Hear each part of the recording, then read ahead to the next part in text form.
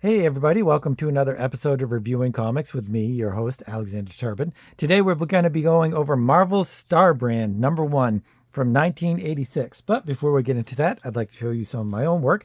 This is The Death Knights #1 for $2.99. You can get this at my website, alexanderturbin.com. There's a lot of different ways you can get this. You could just get this by itself for $2.99 at my website, or you can get this and a lance, which this is unpainted and all that stuff. It looks more like this. This is broken actually. So, but it will look more like this when I'm done with it. You can get these two things for $5, or you can get Death Knights #1 and this handy dandy nifty little sculpture that I made. This is the Death Knight, and it's resin casted with a plaster base, and you could either get it painted for $50 or unpainted for $35. So that's what I'm selling, and anybody that orders it, I appreciate your business, and I appreciate everybody that helps out with the cause, the comic book cause, and thank you so much for being part of this. But I also want to do a quick world premiere. I'm working on another project. This is called Funk, and it's an anthology with a whole bunch of different artists. Each artist gets 2 pages, and the first issue, I believe, is going to be 24 pages, and my 2 pages are going to be Mutantis pages. And I also did the cover, so there'll be more on that as the weeks come along. So let's get into Star Brand. Star Brand was in 1986, which was basically, when I first started reading comic books. Star Brand, 1986. 86 is possibly the best year in comic books. Dark Knight comes out. Watchmen comes out. X-Men is doing amazing stuff. Daredevil's doing amazing stuff. Walt Simonson is doing amazing stuff. All of this amazing stuff. I'm a DC guy. I'm a Marvel guy. So DC's doing probably some cool stuff too that I just am not really into. But I'm going to delve into all of the DC stuff in time, because I know I'm Marvel heavy, I'm X-Men heavy, and a lot of you guys are more DC fans or whatever. One of the things that I did do is at Dollar General, they have it's not Reborn. Is it Reborn? It's reinvented something for $1.25 each comic, and they're bagged, and there's all kinds of Superman, Batman, Harley Quinn, all kinds of cool stuff. So I went in there and I got like 16 of them, which I think I got all one copy of everything. But I'm gonna show all that stuff off in a separate video. I don't know what I'm gonna do. I'm gonna have to do a little poll to see whether you guys want me to just show it off in the plastic, or you think I should rip into them and check it out. So let's get into Star Brand. It's 3 minutes and 26 seconds into the video, and I haven't really talked about Star Brand. I was first getting into comic books, and obviously I got into X-Men first. I didn't get 198 because Barry Windsor Smith was too weird, too crazy. It's Life Death Part 2, the end of the final of that series for that, and I did not understand. My tiny 14, 13-year-old brain, however old I was, could not understand Barry Windsor Smith. He's one of my favorite artists now. I love him to death. I'm now in the process of reading Monsters, and eventually I'm going to have a review and deep dive into that, which, everybody has done that already, but I'm going to put my take into it. But I loved it. I love it now, but at the time I did not love Barry Windsor Smith. I thought he was his artwork was muddy and gross, and I just was not into it. So I did not pick up 198, and then I picked up 199 with John Romita Jr.'s art, and it just stuck with me. And the X-Men have been in my blood ever since, as you most of them know. So John Romita Jr. has always been one of my most favorite artists. I don't know if that's appropriate English or most favorite, but I don't care. He's one of my favorite artists. And top 5, maybe top 3. It really has to. I have to think about that. I have to when I'm thinking about the top artists that I love. We were talking about this actually in the funk chat room that I have going on, where all the artists talk about what they're working on and when they're gonna bring it in, send it in, and all this kind of stuff. But we were talking about our favorite artists, and you start talking about one artist, and then somebody says another artist. You're like, oh yeah, and then so we just it's an endless loop of all of these fantastic artists. It's really hard to nail down who your favorite artist is. So I'm definitely going to have polls going on. I was going to do an X-Men poll thing where I was going to go through each X-Men first and last and move inwards and have them compare and contrasted and have a poll, kind of like doing a March Madness brackets thing. I still may do that, but maybe I'll do other artists first and just do it as a poll or whatever. Let me know what you guys think about that idea, because I really kind of think that's cool. Because even though people talk about how it's dumb to compare Marvel and DC, or this title versus this title, this character versus that character, or this artist versus that, I don't care. It's fun. It's fun to compare and contrast artists and characters and stories and companies and all that stuff. It's you can definitely go too crazy into it and start hating on each other, and that's just stupid. But having some good fun banter about who you love and who you think is better than who, it's all good fun. But let's get into the Star Brand. John Romita Jr. is one of my favorite artists. I'm not going to, and it's Jim Shooter did the scripting, Romita Jr. did the penciling, Al Williamson did the inking. It is so bizarre to me. If you've ever seen John Romita Jr.'s art, he's not always that super tight. He's super loose, and yet the inkers know exactly what to do. How does he do that? He's like a magician. The greatest artists are like magicians. If you've ever seen Bill Sienkiewicz put on a demonstration of his creating art, it's magic. How does he do it? Nobody knows. And it's magic that is right in front of your face, and he shows you how he's doing it. And at the end, you're like, how the hell did you do that?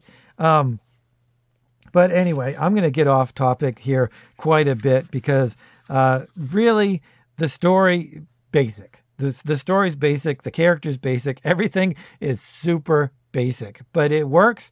It's a tried and true method, and it's just works for me, and I love the story. I don't love the story so much. I like the character, the Star Brand character. The art is the reason I got Star Brand, and I stopped pretty much as soon as he stopped doing the art for the book, which was, I think, 8 or 9. But I think I'm going to go back and try to pick up some of those issues that he didn't do. Especially the John Byrne issues where he sticks his middle finger up to Jim Shooter. I really kind of want to see some of that stuff. But I do have one issue, I think, but I don't remember it. So I'm definitely going to go back and try to find some Star Brand stuff, because I do like the story, and I like the character. So anyway, starts out with Star Brand holding up a train. He's like Superman. He's turned into the Superman of the Marvel Universe, which they have long wanted a Superman character, and they did get it with the Sentry. He is probably the Superman-ish of the Superman, clones that they've had. I mean, they've tried to have Thor be a Superman try to have Thor be a Superman clone. They've tried multiple characters to be Superman-esque, which they don't need to. They don't need a Superman. The Marvel is not DC, and it's good to have two different types of books like that, two types of publishers. DC is more mythological and gods and stuff, and Marvel is more grounded. And as you see here's one of the my first lessons as to the real differences between Marvel and DC. But it's the Star Brand. You don't know who this is. All it is the title and him holding a train, and then it flashes back. somewhere in the Laurel Mountains of western Pennsylvania. See, it doesn't actually say that it's a flashback. There's a weapon in the universe more powerful than any others, no more coveted, feared, loved, or hated. This thing exists. Only a fool or a madman or the right man would dare possess. It doesn't say previously or anything like that. You just kind of know, which is a good indication of how the creators are. They know what they're doing. Especially John Romita Jr. and Jim Shooter. Jim Shooter, he's done a lot of stuff people don't like, a lot of stuff people do like. The writing in Secret Wars, do people love it? Some people love it, some people don't. I don't know. I read a little bit of the first Secret Wars. I've read no, that's not true. I've read various Secret Wars stuff, so I'm not sold on Jim Shooter, but I'm not a Jim Shooter hater either at the same time. So, but it does say Jim Shooter scripter and John Romita Jr. penciler. So, if he's the scripter, that means that they did the Marvel method. The Marvel method, as we all know, is the writer and the artist discuss what they're going to do, what they want in the story, and how they want the story to progress, and what the plots are, and all the plot points and stuff like that. And then the artist goes back, draws it all, and does all the plot basically. And then the Jim Shooter just puts in the scripts and says basically what the character is talking and what the character is thinking and stuff like that, which he does a very good job. I really like the scripting in this. I'm not a huge Marvel method fan. I really kind of don't like it. I think it puts too much onus on the artist. I think the Marvel method would be fantastic if the artist goes to the company or the writer and says, "This is what I want to do. This is what I have planned. I have the plot done. I have the characters done. I have all this stuff, but I want you to script it." That's not really the Marvel method, but it is what it is, and I don't know if they still do it. I don't know if they still do the Marvel method. I think a lot of the Marvel method was when a writer and an artist lived far apart, and they couldn't, mail back and forth between each other or call each other much because it was expensive and all that kind of stuff back in the old days. But now you can just pick up your phone, and text them or call them or whatever, and it doesn't matter. So anyway, Starbrand, he's got this. And then it flashes back to the character, and he's on a dirt bike, and he's doing all of these tricks and jumps and all this kind of stuff.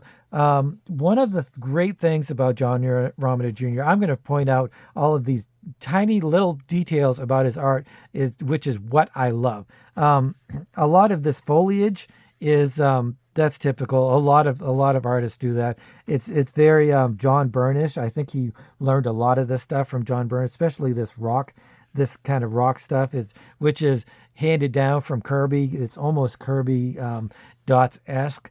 But what Romita Jr. has is these beautiful lines that he creates the characters with, and he puts all of their poses. Their poses are so emotional. They're so movement. There's so much movement in his characters that you can feel the dirt bike. You can feel the heft of the dirt bike. You can feel him moving. He's jumping up into the air. It's kind of like when Frank Miller wants to show a car is going fast. He makes it up in the air instead of on the ground. This is very much in the same vein as that. And also, these lines, his hatching, not his cross hatching, but he has these simple hatching lines in the backgrounds, whether it's the sky or the clouds or just kind of weird background stuff that doesn't make any sense why I love it, but I do. It's very pleasing to the eye, and maybe it's that it's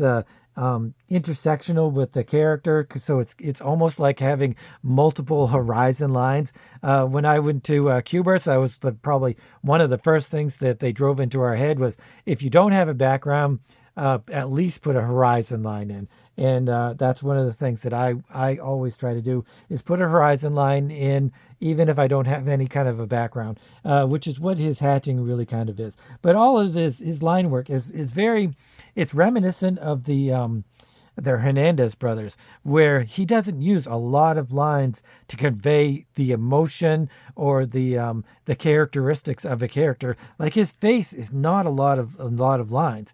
Um, but let's keep going into the story. So he's zipping around on his dirt bike, zoom, zoom, zoom.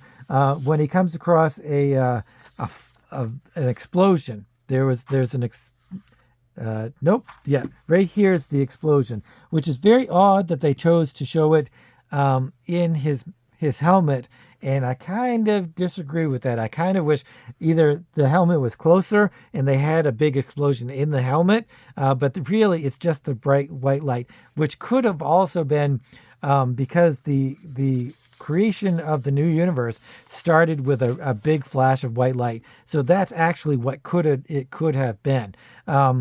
It's like a metaphor for all of this power being thrown into this new universe. So it's a crater. He makes his way to the crater. He's wondering what it's all about, and he's just kind of looking around. And somebody's there. He's like Connell. Somebody's saying his name. That's his last name. His last name is Connell. Nope, Yamaha. I don't know. I thought that was his name. He says, "Nope, Yamaha. Who are you and how'd you get up here?" I thought that Connell was his last name, but maybe it's not. Ken is his first name. I thought it was Ken Connell. But I'm gonna have to look. I'm gonna have to do some research, I guess. Maybe I'm confused. But then it's just this old guy. This actually is not Marvel's version of Superman. I feel like it's more Marvel's version of the Green Lantern, because he's given the Star Brand. This is all laid out for you. It's not like it's a big surprise. As the story goes along, he's not like, oh, what's going on? He's not surprised about what's going on. Other than it does happen to him, but he kind of works it out in his mind. If there's not a lot of like Spider-Man going to school, he doesn't know what happened to him, and then he kind of figures things out. Like he can, as soon as he learns how that he's been given powers, he starts flying. He starts moving heavy things with his super strength and stuff like that. But there's this old guy, and he's very cryptic, and he says, "Look into my eyes," and then he goes unconscious or whatever. But he does remember talking to the old man, and the old man's giving him this whole dialogue thing about the Star Brand. It's like a tattoo, but it's has superpowers and all of this stuff. So he's kind of weirded out by the whole thing. He doesn't remember what happened to the old man, and then he finally sees that he fell down a cliff, and so he jumps down the cliff, and he's really an alien. He's not an old man, and he is still a little bit flabbergasted. It's funny how his motorcycle outfit looks a lot like his Star Brand outfit, which he gets at the end, being given to him by the old man. So instead of calling the cops like any normal person would or anything like that, he hides the body in a cave, and he lifts a giant boulder and then lowers it on the cave door. So, and then he flies to his motorcycle. He's not astounded or flabbergasted at all that he has all of these magnificent powers, which is good and bad. I mean, it moves the story along in a brisk pace, but it leaves a little bit to be desired as far as the storyline goes.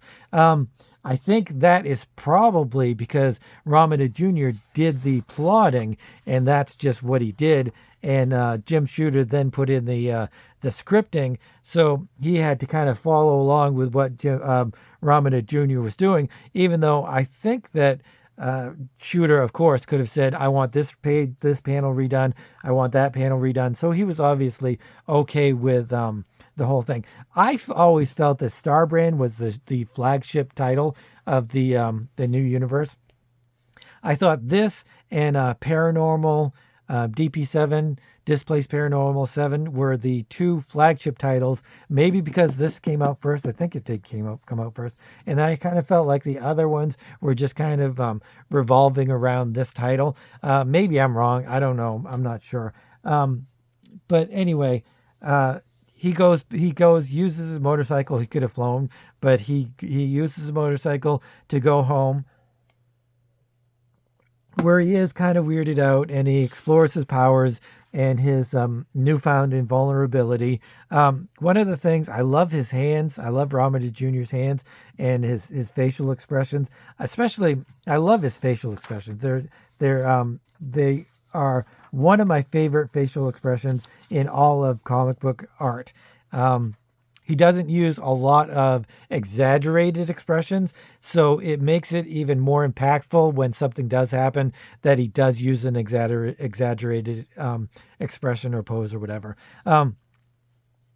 Also, one of the big things when I was taught to finish your lines, but Romita Jr. doesn't always finish his lines, but it's still awesome. It's still perfect. So some artists can get away with not finishing their lines, and some can't. Some, if they don't do it, it looks unfinished or incomplete. But his stuff, maybe it's because it's in color. If it was in black and white, would it look different? I kind of think it would, because I actually have a few X-Men Essentials, and the black and white versions of Romita Jr. stuff is not as good. I will say that, and it's probably because his lines aren't finished. Silvestri is the same way. A lot of his lines aren't finished, and he does a great job too. And you know exactly where everything is supposed to go. It's kind of like hinting at what you're drawing instead of drawing the whole thing. It's like drawing 5 bricks on a wall instead of every single brick. You know what is going where, and you don't need the completion in your mind to figure it out. And it just, the line work is so impactful that it works for me. So he's trying out his powers. He's smashing stuff and flying around and all this stuff. Again, more of Romita Jr.'s hatching. It's not cross hatching, although it's kind of intersecting lines a little bit. And his backgrounds really are kind of sparse. His buildings really kind of sparse. Like the shingles on here, it's more of the cross hatching. I mean, they're more of the hatching and the outline of the trees instead of having a full outline. The new artists that work in Marvel and DC and a lot of other places, they have less panels. They have more foreshortening, more three-dimensional. This is three-dimensional, but the characters are smaller, and there's more story into it. So it's a balancing act of what you have and what you want to do. So he goes to his friend's house. His friend found a bike, and Ken is just like, I flew here. And then he shows the guy his super strength. So the guy's like, they have more talking about who he is and how he got his powers. And his friend's like, I might not believe how you got the powers, but the fact that you can do all this stuff is incontrovertible. So I have to believe most of that stuff anyway. Again, very simple faces, but so extremely impactful, and it's really just nice shapes. I was talking to a friend of mine earlier, and he was talking about how a lot of his figures are blocky, kind of like Frank Miller.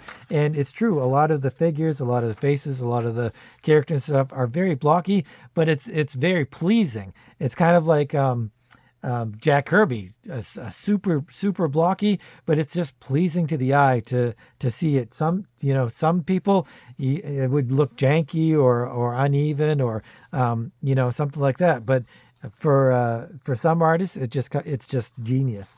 Is all I'm saying. Another thing is his profiles. I love his profiles.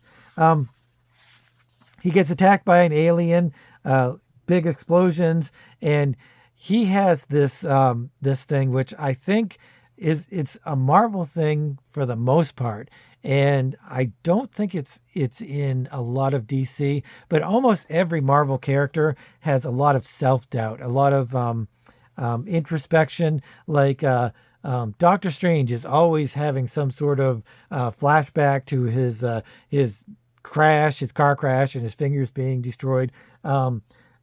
Spider-Man is tormented by his uncle Ben being killed, and he's always trying to live up to the expectations of what he thought. So almost every character in the Marvel universe, they have all of these deep introspective thoughts. Am I valuable? Am I good enough? Am I gonna be a good hero? Am I worthwhile? All of this stuff comes from the Marvel universe, and I'm not entirely sure that the DC universe does that kind of stuff, except for Green Lantern. Green Lantern, because his powers emanate from his belief in himself and his willpower, then he kind of does that stuff. And as the Marvel writers and stuff migrated to DC, they also kind of transferred that writing style into DC. So I'm sure there's quite a few stories where the DC characters, whether it's Batman or Superman or whatever, they kind of second guess themselves, and they have to go through this whole ordeal. It's a lot like the TV show Community. Community has this very formulated way of doing things in all of their episodes, and the biggest thing is doubting either your own abilities or your own self-worth. That is the crux of each episode is evaluating your self-worth and overcoming that feeling and resolving whatever conflict there is by resolving your feelings of self-worth. So that's a lot of Marvel tropes, I guess, or the way that they do stuff. So Starbrand is fighting this alien, who the alien presumably wants the Starbrand power from Ken. I'm pretty sure his name is Ken. It'll say it later. But they're at like a metal slag disposal place. So they're having this big fight, and the alien's blasting him with blasting powers and stuff. And he thinks he's got him on the ropes and stuff. And this is when because Ken is having his self doubt and he's unsure about himself. He's like almost like, I'm gonna give up this power to the alien. It'll be better for everybody if he has it. I'm just not worthy, aka Thor not being worthy of the hammer. He's probably the epitome of the Marvel way of having characters, because his whole storyline revolves around his worthiness of the hammer. But it's really not the hammer. It's his worthiness in life, which is what a lot of these characters are delving into. But because he was the one chosen to become Starbrand, he has something that Hal Jordan has, that all of the other Green Lanterns have. They have they have a way of overcoming all of their doubts and fears and using their willpower to overcome their doubts, like I said. And so that's when Starbrand chucks the train at the alien and just uses the Starbrand power to have a giant explosion. He's sitting there after the explosion, and everything's melted away, including his clothes. So then he goes to his friend's house, and this is really where Jim Shooter's scripting shines, because all of this other stuff is pretty self-evident. Like, yes, he's talking to the alien. He's got little quips. He's got they've got little jokes, and they've got little, things that they're talking about stuff. And it translates over here too, because when it's these after scenes and the before scenes where it's a little bit more quiet and there's not a lot of action going on, that the writer has to shine. If the writer isn't shining, then the whole book falls apart. And luckily it doesn't, because they've got this thing where he calls her Duck and she quacks, and so they're like friends, and they have this fun little banter between them. And this is where you find out his name, Kenny. And he gets some new clothes, and he flies off to the alien, and he flies off to where he put the alien in the cave, and he finds the Star Brand suit. So that is his new Star Brand suit. It changes. John Byrne changes his costume, which is disgusting. It's like this pink and purple disgusting thing. I actually really do like this costume. I think it's really, it looks more like a soldier's outfit or a soldier's thing than a superhero. And that's, I think, what the Star Brand really is. It's more for a soldier than it is for a superhero. And I just think it's more realistic. And that's really what they were going for. Even though the new universe was a flop, it was not a success. They didn't sell many copies, blah, blah, blah. It was the precursor to the Ultimates and the Ultimate Universe. And I don't think that there would have been an Ultimate Universe if there wasn't a new universe. So even though it's this weird nebulous way of going about it, I think the Ultimates universe owes a lot of its success to the new universe, which, even then it collapsed in on itself, because you can really only have one Marvel universe that's going to be, how am I trying to say it? You have one universe that everybody loves, and then you have one universe, that new introduced universe, that everybody loves too. But then they gravitate back to the original universe because that is their true love. This is a new love. It's a new shiny toy, but then you go back to the toy that you love, which is the original universe, the original Marvel universe. Ken's got a girlfriend. They go on a date. They have dinner. She's got kids, which is very, this relationship could have been completely lame and non or traditional, where she was a young girlfriend and they went out on a date on the town or whatever. But no, she's a single mom, and she's got these kids, and it's a little bit more complicated than that. And she even brings up him marrying her, and then she backtracks a little bit. So all of that is really intriguing, and I really enjoyed all that part. It could have just been so boring and mundane, especially for, at the time, 1986. A lot of that stuff really wasn't explored. So then we have them talking about something during dinner or after dinner. They're going to make out and stuff. But then one of the kids screams or something, and Starbrand runs upstairs, and the girl has one of the guns that the alien gave her. So the alien is kind of tracking him and harassing him and giving him a hard time. That's when Ken grabs the gun and takes off. Here's more of John Romita Jr.'s hatching, which is really fantastic. And he's also got some really funky hair, but that's cool. I just love it. It's just something that I love. Very wordy, but it's basically the FBI are looking for him. And basically everybody's looking for him because he has Star Brand power, and people know about it, and he's just trying to keep things under wraps and stuff. Then his friend Ducky comes along and says that if he doesn't show up for work, he's going to be fired. And he's just really out of sorts because this alien is tracking him, and the alien wants his power, and he really just doesn't know what to do with it, doesn't know what to do about it. And then finally, it's the next day, and he's done work, and he's having some fun little dialogue with his boss or whatever. And what's he do? He goes and the fat guy wants his car. He wants Ken to go get his car and stuff. But he picks it up. Instead of driving it around, he picks it up and moves the car, which is not what he wanted to do. And so anyway, it's showing off that the Star Brand, he's using his powers on an everyday situation. Then he goes home, puts on this costume, and that's when really things start to uh, have some sort of clarity for him,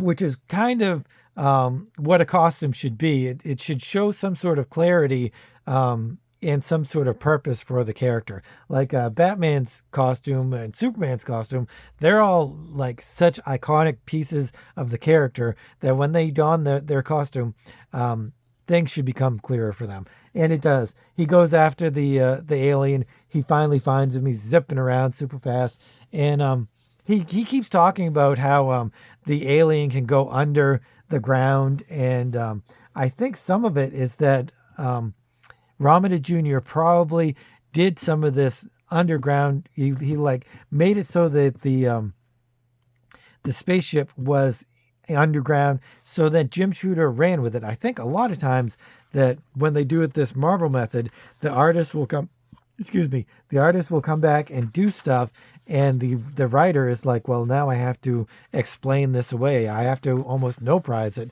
So he's got this alien spaceship, and it's kind of pushed into the ground, and so Jim Shooter's like, well, I have to make some sort of reason why you can do that. And so Starbrand just keeps asking, is that something that you can do as a character too? And is that how you got away from my super blast nova thing that I did? And he finally grabs the gun, and he tells the alien that he's pissed off now. He's gained some focus on what's going on. Grabs the gun. The gun's not going to do anything to him. He tells the alien, throws him back in his ship, and basically he's like, "Now that I know what I can do, you better get the hell out of here, or before I get mad and smash your face in completely." And that's basically what he says, and the alien takes off, and it's only the beginning. So that's the beginning of the Starbrand #1, and this is actually my favorite of all of the New Universe books, only because of the art, only because of the fantastic art of John Romita Jr. I just love his stuff. I love his so super heroic way that he makes people fly. There's just so many things that I can say about his art, and I'm sure I will again, because I think this is the first time I've gone over any JR stuff. But there's lots of stuff that I have, the Daredevil Year One kind of stuff, Kick Ass, all that kind of stuff. I'm going to go over that eventually, and I will goo and ga all over his artwork then too. This cover, not sure why I don't think it's Romita. It's either Romita Jr. and an inker that kind of messed up his whole thing, but it doesn't look like a pose that JR would do, and there's no name on it anyway. So I don't think it's his stuff, which is really too bad. I really like his covers. But anyway, rating. I don't know how to rate this. I love his artwork. The story's good. I'm going to give this a 7. I rate and rank things lower if they're done by Marvel and DC on a professional basis, because there's so many professionals working on the book, and it's not just one guy doing everything. So I rate them very much harder. I love his art. I like the story. Don't love the story. It's not world shattering, earth turning kind of stuff, but I did like the scripting and the banter between the characters and stuff. So yeah, I'm going to give it a 7. It's good. It's a good starting point. I don't think it ever gets higher than that, and I'm sure it gets lower. But I did enjoy it, and yes, I am going to look for more Starbrands, because I did have all of Romita Jr.'s run on Starbrand, but I think I may have sold them or something happened to them. So I'm going to go looking for them again, because I am interested in reading the rest of Starbrand completely. I want to finish the whole series. So if you guys like Starbrand, and or New Universe and or John Romita Jr., please let me know. Usually, if you're new to this channel, usually I go over indie comics from the 90s, 80s, 90s, 70s, stuff like that. But I like to just mix it up and do all kinds of weird stuff. And I think Starbrand is definitely one of those weird things that I do enjoy. But if you are new to the channel, please consider subscribing, hitting the notification button, and all that cool stuff. And It's a brand new week, so I will see you again Wednesday. And until then, thank you guys so much for watching. And please let me know what you guys think about Starbrand, and let me know what you guys think about the art and the writing and all that stuff. Do you love Jim Shooter? Do you hate Jim Shooter? Let me know. Do you like Marvel Method? Do you hate Marvel Method? Let me know in the comments. So anyway, thanks for watching. Have a great week and keep on creating.